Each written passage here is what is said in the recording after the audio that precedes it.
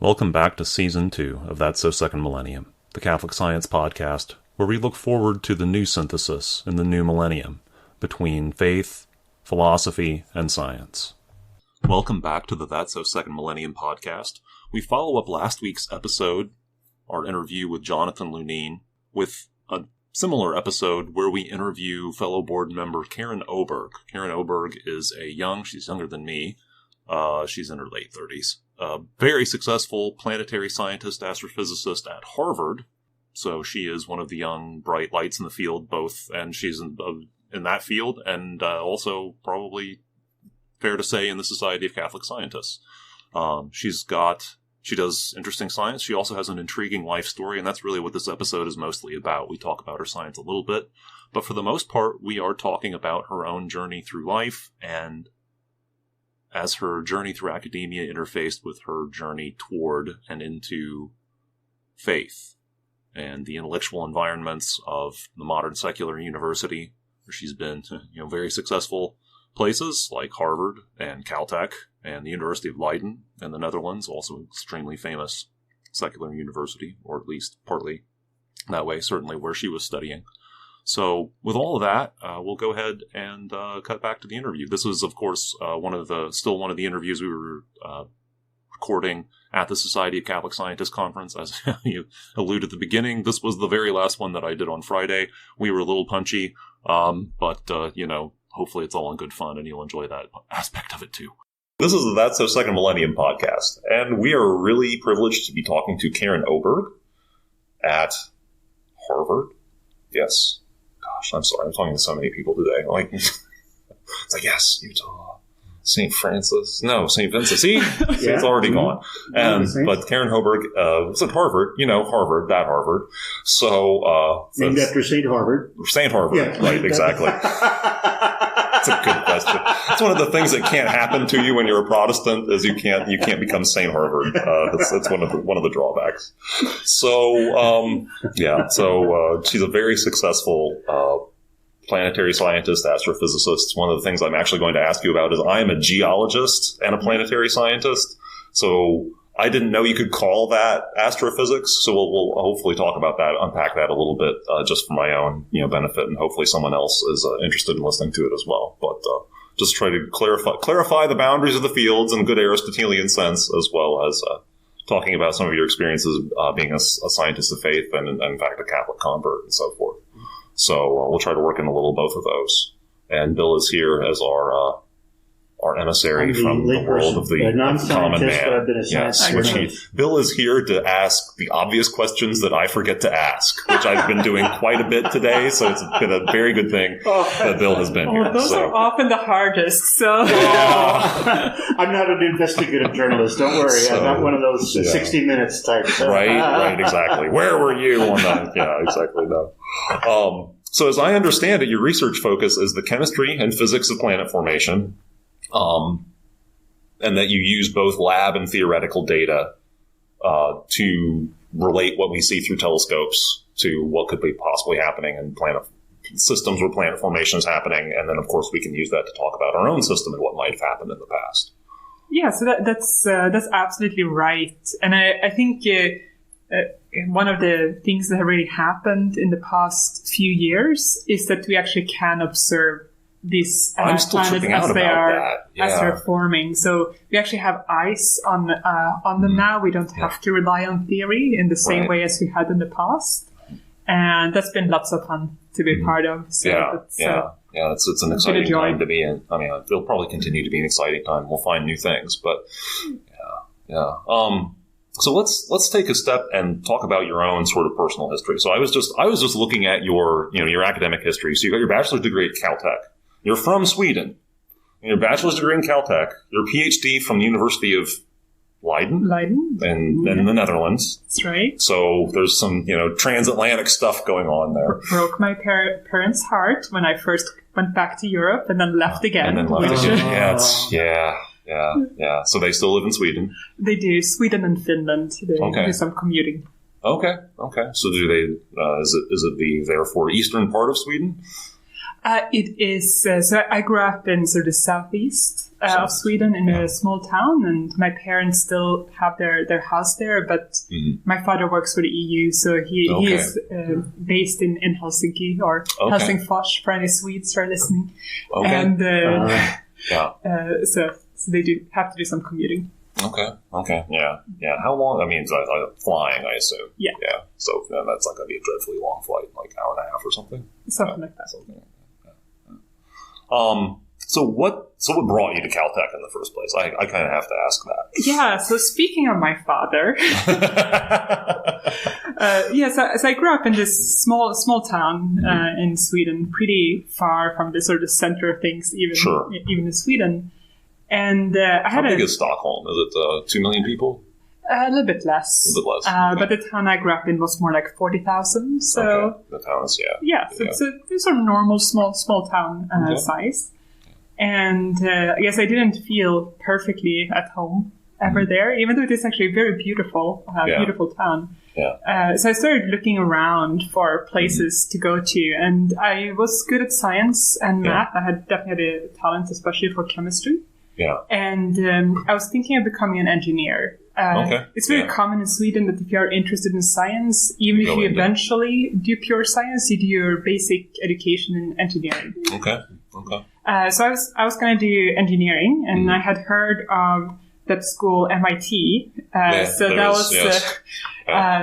was, and also as a teenager in this small town, the Atlantic seemed like a good distance to put between me and that small town. Right. So I was going to apply to MIT. Sounds like people in the town where I went to high school. So I was going to apply to MIT, and I did end up doing it as well. They rejected me.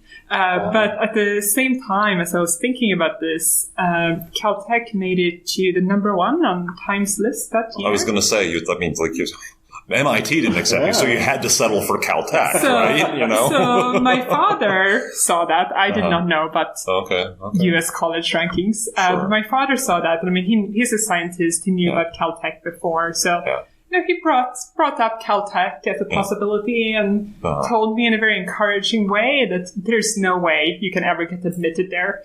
So, of course I had to. Of course, then I spent the next 2 years of my life working towards getting admitted there. So I made sure to do some of the right things that they would find interesting, and as part of the chemistry Olympiad and things like that. Okay. And so I did end up applying. I applied to 3 schools, Chalmers, which is an excellent engineering institute in Sweden, MIT, and Caltech. And as I said, MIT rejected me. Luckily, Caltech did not. Right. So I did end up at Caltech, which was my first choice. Yes. And whoever at Caltech decided to accept Karin Oberg, or was that your name at that? You kept your name. I have. It's easier to do in science, isn't it? Well, it's difficult to change it once you have started publishing. Because you become associated, like your papers become associated with your last name. So I just got married actually less than 2 years ago. So I was you got a fair publishing career behind you at that point. Before that. That would be a pain. Yeah. So yes. So whoever decided to accept Karin Oberg, pat yourself on the back. You did well. So okay. And so you spent 4 years there and got a degree in chemistry. In chemistry. Okay. Yeah, I had a bit of an existential crisis there because I was interested in sort of the big questions, big origins questions, and I thought they were all physics ones. So I actually tried to do both physics and chemistry, but quickly realized that my talents were not in physics particularly, but much more in chemistry. Okay. But then I found out during my freshman year, during the second quarter of my freshman year, that there was something called astrochemistry. So I could actually get into astronomy sort of through the back door using my chemistry skills. So I started pursuing astrochemistry research very early on at Caltech, and sort of got on that track and haven't looked back. There you go. That's worked out. Seems to have worked out very well. And so you went back to Europe. You got your PhD at the university. Where were you considering doing your doctorate? I only applied to Leiden. Okay. And there was a specific, the reason for that was there someone you specifically wanted to work with It's a center for astrochemistry, and my PhD advisor, Evine van de Suk, is the world leader in astrochemistry, and I wanted to work with her. Yeah. So that was, and luckily she wanted to work with me. She likewise made a wise choice, and there you go. It's all worked out. And then you came back to the U.S. to work was it at Harvard? Or is it the Smithsonian? So the Harvard College Observatory, which is the Harvard Astronomy Department, together with the Smithsonian Astrophysical Observatory, together make up the Harvard-Smithsonian Center for Astrophysics. So that is where I did my postdoctoral work. Where did you physically spend most of your time, in D.C. or at Harvard? So the center is in Harvard. It is in Cambridge. It is a Harvard building. Sure. So I guess Smithsonian are best known for the big museums in DC. Yeah. But they have this outpost in Cambridge, which is the astrophysics part. And they have other outposts too. Yeah. Typically, I think of the one in DC where I went to borrow a few pieces of Mars to do some of my own research once upon a time, and that was but it's a big institution. Yeah. So you spend a little while there, a little bit at the University of Virginia. That's right. And now you're on the faculty at Harvard. That's right. Sort of, it's hard to get higher on the totem pole than that. It's been wonderful. Yeah. I mean, it really has. It's been very smooth. And at the time when things were happening, it just felt, that I was lucky in some sense that I didn't feel like I had to struggle very much to sort of climb up the ladder that you're trying to climb up. Yeah. Looking back, what I realized sort of after the fact is that I had several amazing mentors, like powerful mentors, sort of cleared the path for me, and that's actually been very inspirational. Like seeing it from the other side, just.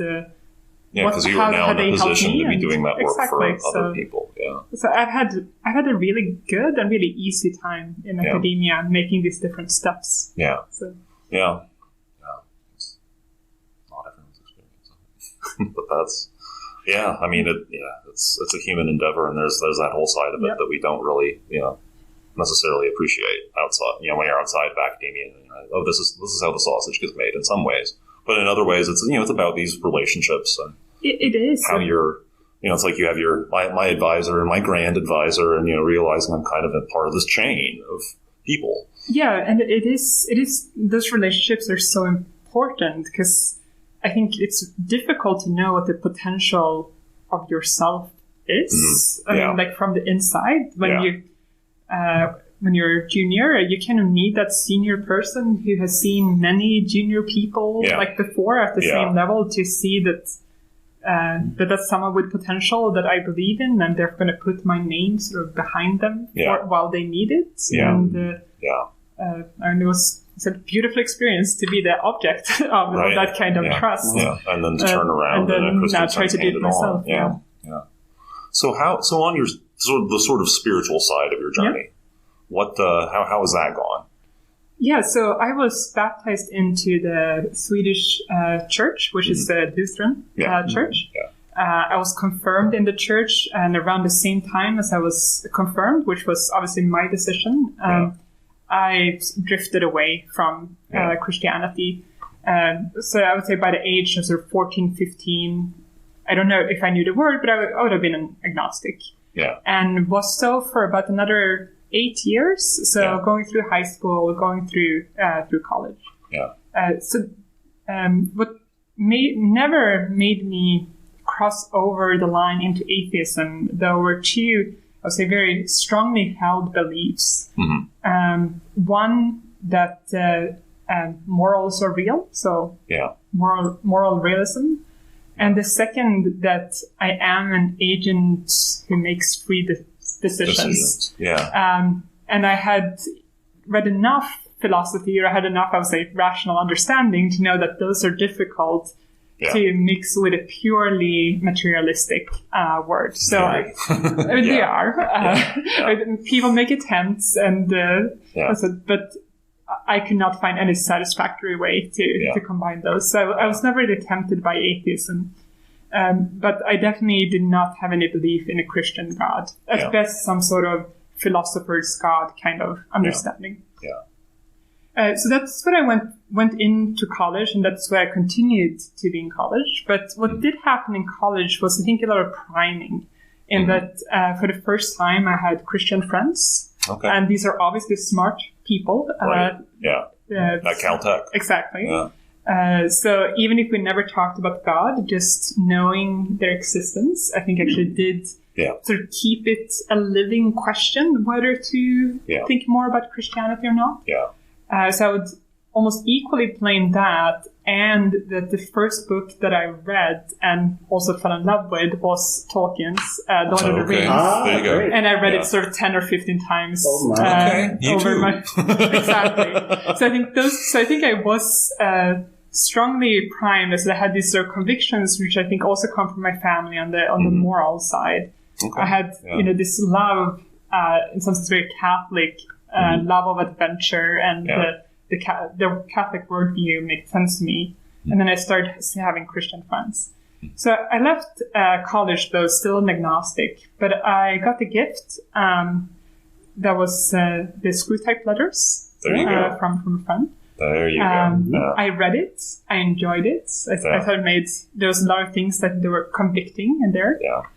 So then I ordered myself The Abolition of Man, which was a really important book because it actually had exactly the same kind of dilemmas in some sense that I had. It was just, it's C.S. Lewis, so he will explain them much more intelligent than I had sort of crystallized them in my head. C.S. Lewis had a rare gift. He did. He did. So I really enjoyed that one, and therefore I went ahead and ordered Mere Christianity, which I would say is a very dangerous book to read if you are already primed to sort of enter into the Christian if you have worldview. the slightest pre-inclination to Exactly. it. And I'm pretty sure the Spirit was with me as I was reading that book, because it went from sort of a slight inclination to about halfway through I was a fully believing Christian, and by the time that I sort of put down the book, though I had actually put down the book multiple times and just been walking around my apartment while I was reading it, it was just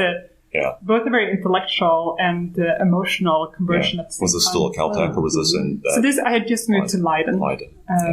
And being a rational person, when I had finished the book, I Googled English-speaking churches. And I found the Anglican Church in The Hague. So I became an Anglican for the next 3.5 years. So that was, I would say, the big conversion moment was reading Mere Christianity. But then within about a year, my brother, who is still an agnostic, he thought if I was going to do this whole Christian thing, it didn't seem to be going away. So my family is not practicing in any sense. I should do it right. So he got me Orthodoxy by Chesterton. Speaking of dangerous books, yes. And that was it's a wonderful read. It's a book I've returned to many times, but it was a very different kind of experience. I mean, reading Mere Christianity, it was like my whole way of seeing the words changed. I would say, 180 degrees. It was that was the biggest inflection point in a sense. Reading Orthodoxy was more a realization, okay, this is what I believe. This is how I see the word. It didn't feel like it was actually changing me that much. I'm sure it did to some degree, but more just articulating what I already believed, again, in a incredibly more funny and intelligent way than I could have done myself. But Chesterton had a different rare gift. Yes. So I got into the road towards Catholicism, reading Orthodoxy, and then reading everything else that Chesterton had. Really? Yes. It happens. Yeah. That man is responsible for introducing me to Chesterton. I did not. I had never read any Chesterton. So I think I read those in the opposite order. I think I read Orthodoxy and The Everlasting Man before I read Mere Christianity. It's he's wonderful, and his sense of the word matches very much my own when it comes to the sort of adventurous sense of looking out on the word.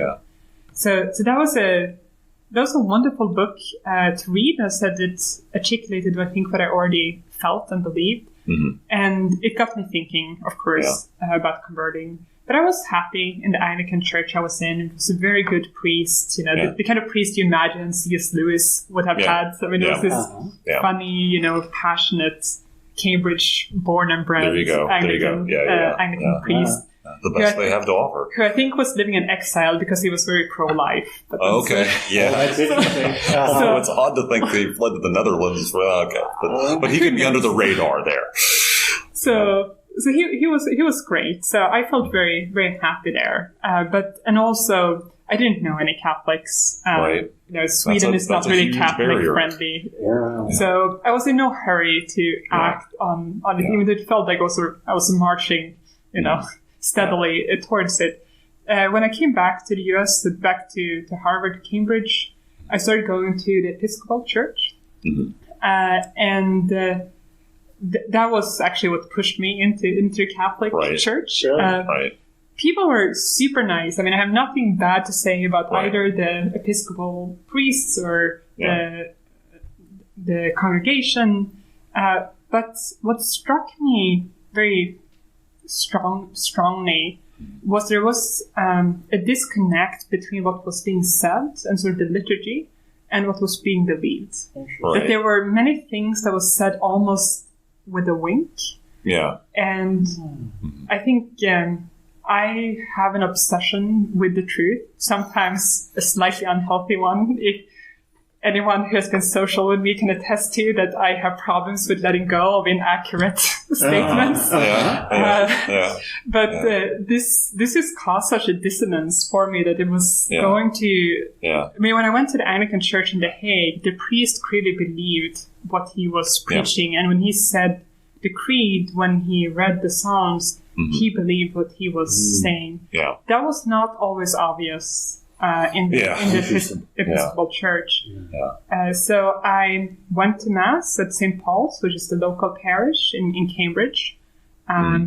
Felt an incredible sense of homecoming. So a couple of weeks later, still not knowing any Catholics, I went to the priest and asked, how you convert? Right. At the time, they had a 2-year RCIA program. Worst idea ever, but I persevered. Wow. Especially when you're a postdoc. Like, I'm on the clock here. Exactly. So I did officially convert a few months before moving to Virginia. Exactly. Yeah. But what happened, which was really beautiful, is that I started this not knowing any Catholics, but halfway through, one of my best friends from college who had grown up Catholic but left the church, she also came back. So we sort of got to re-enter together. So I actually did then enter into the church with this one friend. That's nice.